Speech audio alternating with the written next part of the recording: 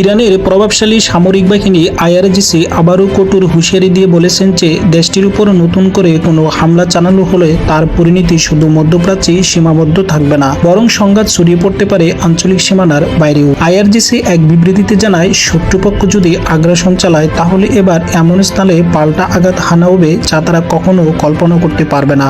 বাহিনীটি আরও দাবি করেছে তাদের প্রতিক্রিয়া হবে ধ্বংসাত্মক এবং তা শত্রুদের সম্পূর্ণভাবে বিপর্যস্ত করে দেবে।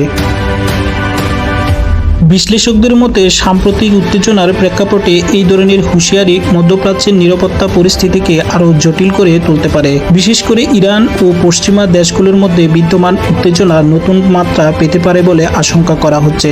এদিকে আন্তর্জাতিক মহলে পরিস্থিতি নিবিড়ভাবে পর্যবেক্ষণ করা হচ্ছে। এদিকে কূটনীতিক মহল মনে করে সংঘাত এড়াতে সপক্ষে সংযুক্ত প্রদর্শন করা অত্যন্ত জরুরি।